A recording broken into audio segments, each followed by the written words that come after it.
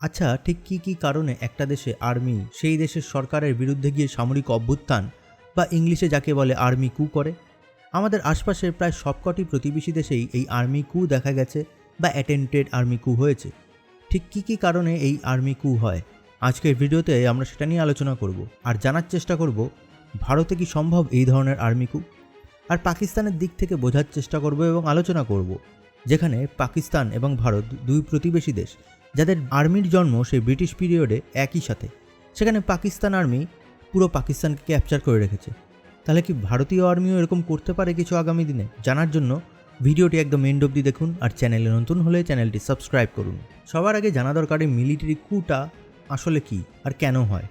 Military কু চালু হয় একটা গুড ইনিশিয়েটিভ নিয়ে, অ্যাটলিস্ট যেটা সবাইকে দেখানো হয়, যেখানে মিলিটারি নিজে থেকে কোনো দেশের অবস্থা শোধরানোর জন্য সেই দেশের নির্বাচিত সরকারকে সরিয়ে দিয়ে নিজেরা ক্ষমতা দখল করে। কিন্তু আলটিমেটলি এটা গিয়ে দাঁড়ায় ডিক্টেটরশিপেই। এই মিলিটারি কুয়ের পিছনে অনেকগুলো ফ্যাক্টর কাজ করে। প্রথম ফ্যাক্টর হলো পলিটিক্যাল। দেশের ভেতরে অযোগ্য আর দুর্বল সরকার থাকলে, যারা জনগণের কাজ ঠিকমতো করতে পারছে না, সেখানে কোনো পাওয়ারফুল মিলিটারি অফিসার ক্ষমতা দখল করতে পারে। যেমনটা আমরা দেখেছি 1962-তে মায়ানমারে, যার ফলে মায়ানমারকে কয়েক দশক ধরে মিলিটারি ডিক্টেটরশিপের মধ্যে দিয়ে যেতে হয়। সেকেন্ড কারণ হলো ইকোনমিক ক্রাইসিস। যদি কোনো দেশে বেকারত্ব, জিনিসপত্রের লাগাম ছাড়া মূল্যবৃদ্ধি, খাদ্যাভাব, এসব জিনিসগুলো দেখা যায় এবং এর বিরুদ্ধে জনগণের প্রোটেস্ট করতে চালু করে, তবে সেই দেশে যদি কোনো হাইলি পাওয়ারফুল মিলিটারি অফিসার থাকে, তবে সে ক্ষমতা ক্যাপচার করে নিতে পারে তার মিলিটারি দিয়ে। যেমনটা হতে দেখা যায় 1999 সালে পাকিস্তানেই, যখন পারভেজ মুশারফ দেশের ক্ষমতা দখল করে নিয়েছিল। 3 নম্বর ফ্যাক্টর হলো যখন একটা দেশে অনেক জনজাতি, নানা উপজাতি থাকে আর সরকার একটা বিশেষ জাতিকে বেশি ফেভার দিতে চালু করে, তখন দেশে অশান্ত অবস্থা বা এমনকি সিভিল ওয়ার অবধি দেখা যায়। তখনও কিন্তু আর্মি এই দেশের ক্ষমতা দখল করে নিতে পারে, যেমন দেখা গেছিল 1966 সালে নাইজেরিয়ান কু। ফোর্থ রিজন যে কারণে কোনো দেশে আর্মি ডিক্টেটরশিপ দেখা যেতে পারে সেটা হলো বিদেশি ইনফ্লুয়েন্স। আমেরিকা, ইউকে এরা নিজেদের পাপেট গভর্নমেন্ট বসানোর জন্য অনেক সময় কোনো ডেভেলপিং বা আন্ডার ডেভেলপড কান্ট্রিতে মিলিটারি দিয়ে, টাকা দিয়ে সেই দেশে আর্মি কুপ করায়। যেরকম আমরা দেখতে পেয়েছিলাম 1953 সালে ইরানে। এই ইরানে কুপ করানো হয়েছিল, একমাত্র কারণ ছিল সেই দেশের প্রাইম মিনিস্টার সেই সময়কার সবকটা তেলের খনিকে ন্যাশনালাইজড করে দিয়েছিল। ফলে দেশের সরকার তার তেল তুলতে পারবে, কিন্তু কোনো বিদেশি কোম্পানি, আমেরিকান কোম্পানি বা ইউকের কোম্পানি, তারা তেল তুলতে পারবে না। শুধু এইটুকু কারণের জন্য সেই দেশে মিলিটারি কু করানো হয়, আমেরিকা এবং ইউকের তেলের লোভ, টাকার লোভে। কিন্তু ইন্ডিয়াতে এই সব কটারই পসিবিলিটি তৈরি হয়েছিল কোনো না কোনো সময়, কিন্তু তাও কখনো কু হয়নি। এমনকি আগে যেটা বলছিলাম যে ব্রিটিশ আর্মি থেকেই পাকিস্তান আর ইন্ডিয়ান আর্মির তৈরি, তারা একজন কু করেছে আর একজন করেনি। তাহলে ঠিক কী কারণে ভারতে আর্মি কু হয়নি? এটা বলার আগে পাকিস্তানে কেন আর্মি কু হয়েছিল সেটা একবার বলা দরকার। পাকিস্তান মিলিটারির পিছনে ছিল দুর্বল সরকার। স্বাধীনতার পর থেকেই একের পর এক বছর ধরে ভারতে কংগ্রেস তাদের সরকার গঠন করতে থাকে, এবং স্বাধীনতার বেশ কয়েক বছর আগে থেকেই কংগ্রেসের এই ট্রেন্ডটা কিন্তু দেখা যায়। তারা বিভিন্ন প্রভিন্সে, বিভিন্ন ডিস্ট্রিক্টে, এমনকি প্রতিটা গ্রামে গ্রামে তাদের সদস্য ছিল। অন্যদিকে পাকিস্তান তৈরি হয় মুসলিম লীগের সাহায্যে, আর মুসলিম লীগের মেম্বার সংখ্যা আর পাকিস্তানের প্রতিটা গ্রাম শহরে সাংগঠনিক পাওয়ার অনেকটাই কম ছিল, বা প্রায় ছিল না বললেই চলে। এভাবে একটা পাওয়ার ভ্যাকিউম ক্রিয়েট হয় পাকিস্তানের মধ্যে। দেশ স্বাধীন হওয়ার পর 1950-এর দিকে পাকিস্তানের লাহোরে ব্যাপক দাঙ্গা দেখা যায়, যা আটকানো পুলিশের পক্ষে অসম্ভব ছিল। ফলে আর্মি নামাতে বাধ্য হয় পাকিস্তান, আর আর্মি সেটা ভালো করে ট্যাকেল করে নেয়।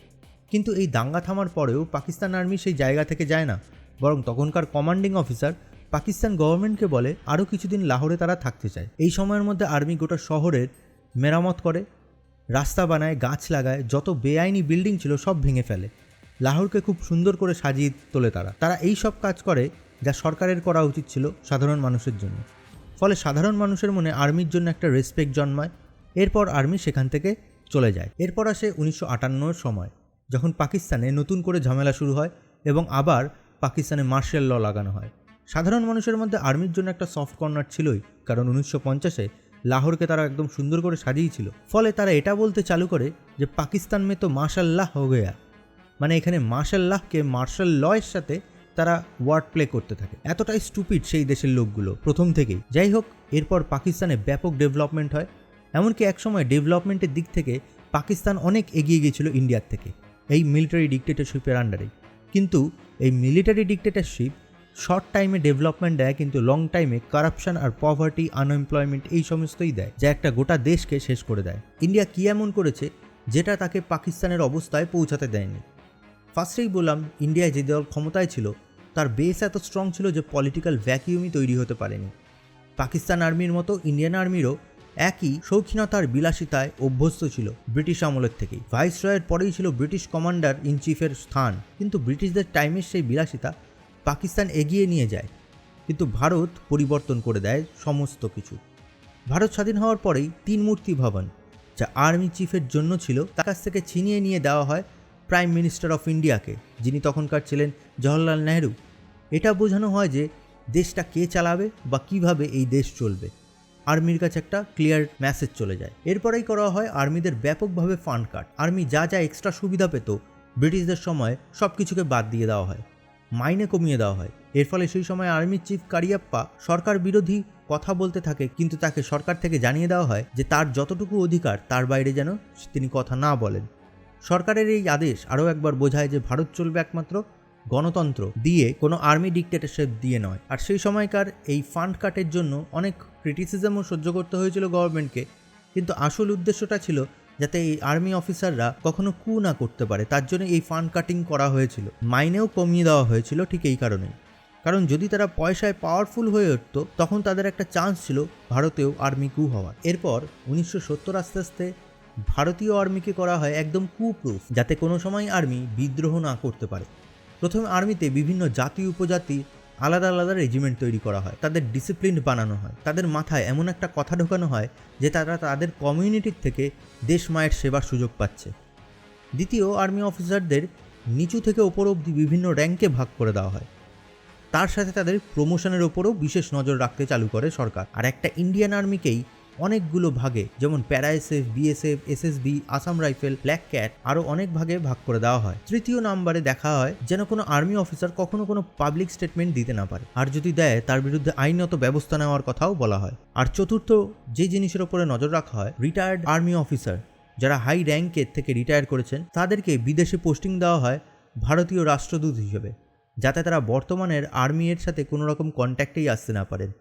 আর এই বিষয়গুলো এখনও ভারতকে একবারও কিন্তু মিলিটারি ডিক্টেটরশিপে যেতে দেয়নি। আপনাদের কি মনে হয় আগামী দিনেও কি ভারতে এরকমই থাকবে? আর ভারত সরকারের নেওয়া স্টেপগুলো আপনাদের কেমন লাগলো কমেন্ট করে অবশ্যই জানান। আর অবশ্যই জানাবেন যে ভারতে কি আগামী দিনে আর্মি কু দেখা যেতে পারে। ভিডিওটি ভালো লাগলে অবশ্যই লাইক করবেন এবং শেয়ার করবেন।